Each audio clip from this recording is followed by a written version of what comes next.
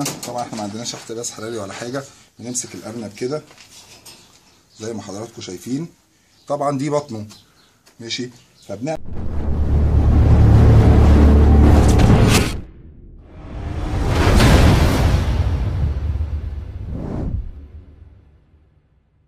ورحمه الله وبركاته. النهارده يا جماعه هنتكلموا عن موضوع مهم جدا، والموضوع دوت بخصوص طبعا الحر. وفي اسئله كتير من بعض الناس بتقول ان احنا هنيجي كده في مره بنلاقي الارانب ماتت مره واحده. مره واحده بيبقى الارنب كويس وبيموت، مره واحده بلاقيه دخلت المزرعه لقيت مجموعه ارانب ميته. ليه علاقه بالحر والجو، عوامل الجو اللي احنا فيها. لان الارنب موجود بيتكاثر، والموسم بتاعه زي ما احنا عارفين كلنا في الشتاء. فالنهارده هنعرفكم ايه اللي بيخلي الارانب مره واحده تموت، وده موضوع اسمه الاحتباس الحراري.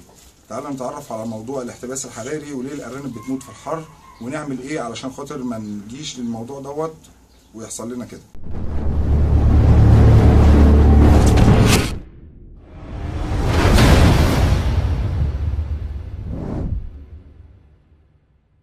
هنتعرف مع بعض يعني ايه احتباس حراري. الاحتباس الحراري دوت بيجي نتيجة الحر الجامد على الارانب. طبعا احنا كلنا عايزين ناكل الارانب بتاعتنا وعايزين نشربوهم والكلام دوت. بس طبعا في الحر الجامد دوت بيحصل زي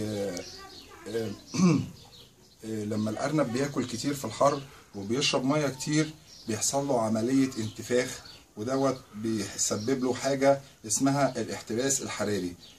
طبعا ديت نتفاداها ازاي؟ تعالوا دلوقتي الاول بس نشوفوا احنا ازاي نعرف ان احنا عندنا احتباس حراري ولا لا. بحركه بسيطه هعملها لكم على الارنب واعملها لكم بره عن الارنب.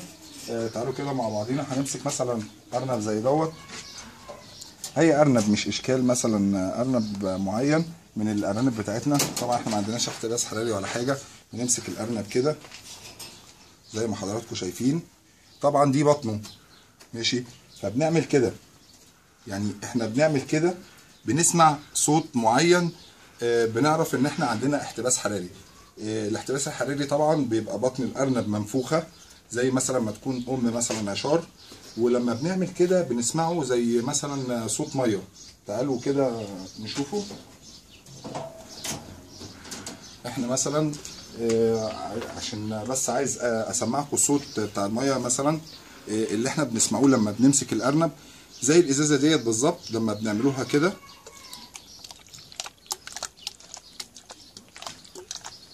ده يعني نموذج ان انا بوصل لكم بيه ان احنا بنسمع بطن الارنب فيها ميه كتير نتيجه الاكل الكتير. وده طبعا بنتفاداه بحاجه بسيطه جدا. طول ما احنا عندنا حر جامد ما بنحطش للارانب اكل، لان طبعا مع الحر الجامد الارنب بياكل مع الميه الكتير بيحصل عمليه انتفاخ، والارنب ما بيستحملش فيموت. وبرده طبعا تعالوا بصوا هنا كده، نحط هنا الفلاش عمر، ان احنا ما بناكلش الارانب بتاعتنا زي ما حضراتكم شايفين كده. بس احنا بنفضل طول ما الجو حر ما بنحط لهمش اكل. طبعا الميه ديت شيء مفروغ منه، بنحط الميه طبعا 24 ساعه عند الارانب. بس طول ما الجو حر الارنب بياكل فبيشرب ميه كتير زياده عن اللزوم طبعا من الجو الحر، فبيحصل له حاجه اسمها احتباس حراري، فالارنب ما بيستحملش فبيموت طبعا. والنهارده طبعا اتعلمنا مع بعض ان احنا يعني ايه احتباس حراري ويعني ايه الموضوع دوت مهم جدا، لان الناس بتتفاجئ ان الارانب ميته بسبب الموضوع دوت. ونقدر ان احنا نحط الاكل بعد المغرب، اول ما يعني الشمس بتغرب كده والجو يرطب بنبتدي ان احنا نحط لهم الاكل طول الليل. وفي الاوقات الحر طبعا طول ما الحراره شديده عندنا او طول ما الجو مش رطب عندنا، طبعا كل واحد بالمكان بتاعه او كل واحد بالموقع بتاعه. بس الاكيد ان احنا طول ما الجو حر عندنا ما بينفعش ان احنا ناكل الارانب، واول ما الجو يرطب بنحط لهم الاكل. والسلام عليكم ورحمه الله.